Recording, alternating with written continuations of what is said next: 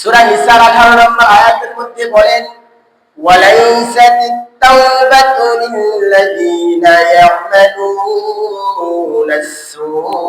সাইয়্যাত হাত্তা ইযা হাদারা আহাদাহুমুল মাউত قال إني تبت الآن ولا الذين يموتون وهم كفار أولئك أعتدنا لهم عذاب أليم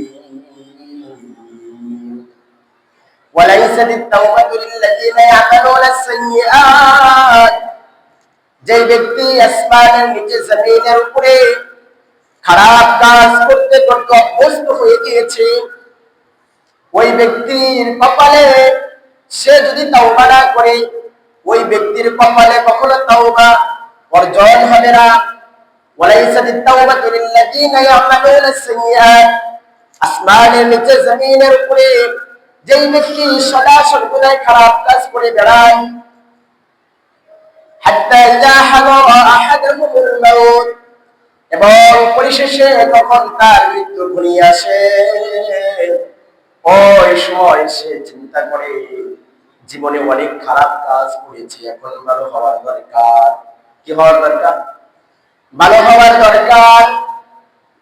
সুযোগ বুঝে বোম মারতে চায়, সুবিধাবাদ জিন্দাবাদ। এখন সে আসছে তওবা করতে। হাত্তা ইযা হাদারা আহাদাহুমুল মাউত, যখন তার কাছে মৃত্যু উপস্থিত হয়ে যায়, ক্বালা ইন্নী তুবতুল আন, সে বলে এখন আমি তওবা করব, এখন আমি আল্লাহ পাক রব্বুল আলামিনের কাছে আমি তওবা করব, আমি ভালো হয়ে যাব। এই আয়াতের কথা এবং এই আয়াতের তরজমা করলে ফিরআউনের কথা মনে পড়ে যায়।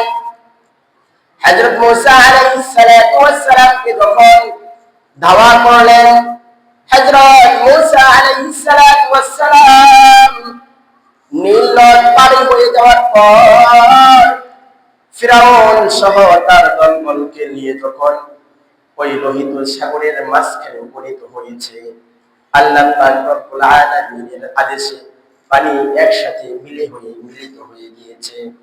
এবং ফিরআউন যখন দেখলো যে আমি তো ডুবে যাচ্ছি, মিলে মরে যাচ্ছি, এখন তো আমার আর কোনো বাঁচার উপায় নাই, সাথে সাথে উনি ইসলাম গ্রহণ করতে চাইল। তখন উনি কালেমা পড়তে চাইল, আশহাদু আল্লা ইলাহা ইল্লাল্লাহ ওয়া আশহাদু আন্না মুহাম্মাদান আবদুহু ওয়া রাসূলুহু। সাথে সাথে আল্লাহ পাক রব্বুল আলামিন জিবরিল আমিন আলাইহিস সালাতু ওয়াস সালামকে পাঠিয়ে দিলেন, এরে জিবরিল যাও যাও, ওই নাফরমান কাফের মুশরিক ওই ফিরআউন যেন আমার ধর্ম গ্রহণ করতে না পারে, তুমি যাও, তাড়াতাড়ি যাও। সাথে সাথে হযরত জিবরিল আমিন আলাইহিস সালাতু ওয়াস সালাম ওই লোহিত সাগরের নিচ থেকে কাদামাটি উঠাইয়া ফিরআউন যখন কালেমা পড়বে, হযরত জিবরিল আমিন আলাইহিস সালাতু ওয়াস সালাম ওই ফিরআউনের মুখের মধ্যে কাদা ছুঁড়ে মারলেন এবং তার মুখ ভরে গেল। সুবহানাল্লাহ বলবেন না? কাদা ছুঁড়ে মারলেন, কাদা ছুঁড়ে মারার কারণে ফিরআউনের মুখের মধ্যে চলে গেল, এই জন্য তিনি ইসলাম গ্রহণ করতে পারল না। এই আয়াতের তরজমা করলে এই ঘটনা মনে পড়ে যায়।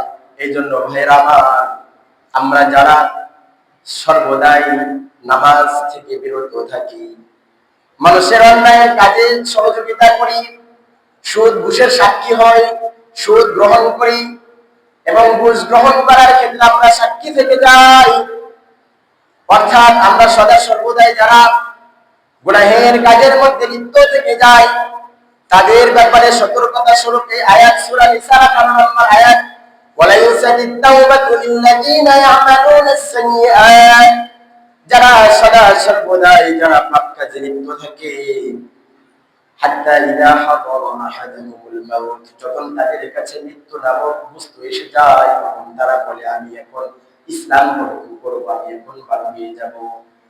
আল্লাহ পাক রব্বুল আলামিন জনাব মুহাম্মদুর রাসূলুল্লাহ সাল্লাল্লাহু আলাইহি ওয়াসাল্লামের মাধ্যমে আরো বলেন, এই সূর্য আমরা তো দেখছি এখন পূর্ব দিক থেকে উদিত হচ্ছে।